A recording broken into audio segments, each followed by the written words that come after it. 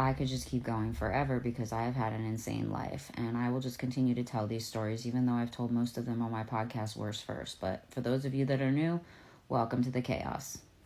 Okay, so one time I'm at Cedars-Sinai and I'm coming down from a doctor's appointment in the elevator when the doors open and it's like, oh my gosh, heaven. The most handsome man in the world I've ever seen walks in and he is standing there with me. It's just the two of us.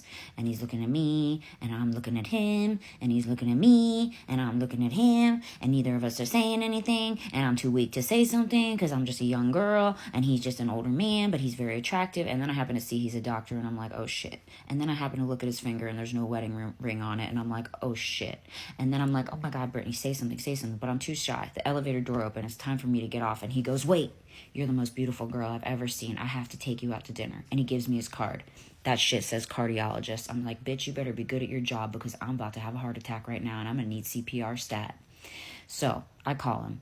He plans a dinner date with me Friday night, picks me up in his amazing Porsche and takes me off to the hottest restaurant in Beverly Hills, expensive as fuck. I'm a broke-ass college student. I got $4 to my name. I've been eating ramen noodles for 7 months. I'm sick as shit. I'm like, hell yeah, I will have a steak. Yes, please. He says, order whatever you want. He gets copious bottles of wine. I have a few nice things. I don't really drink. I've never been a drinker.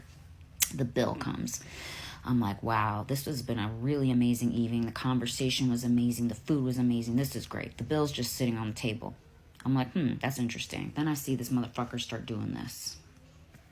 I said, this bitch better be doing the Macarena because I ain't got no money on me. And then he goes, oh my gosh, I seemingly forgot my wallet. Do you mind grabbing this one and I'll get the next one? I had negative $4 in my bank account, okay? I was like, I cannot ruin my chances with my future husband. So I put that shit down and I said, charge his credit, please. They did, and it worked, and I don't know how. I said, my guardian angel got me. This motherfucker was kind of drunk. I got in his car with him, which wasn't a good idea. Don't ever do that shit.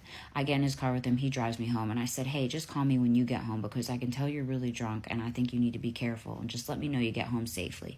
He proceeds to call me. He calls me, and he says, you're never going to believe what happened. I said, what? He says, I got pulled over by the cops. I said, oh, my God. And he goes, no, it's cool. I pulled out my wallet and showed them I'm a doctor. And I said, you said what? At that moment, he knew he fucked up. He said, I meant to tell you, I recently got out of a divorce. My wife took me for everything I had. So I said, the next woman I go out with, she cannot be into money. So I decided I made you pay for the date. He had his wallet the entire time. I said, I don't play these kinds of games. I'm literally 21 years old and I have $4 to my name. Can you please send me half the bill and leave it on my doorstep? You know where I live. He said, I will do that. He never did, and I never heard from him again.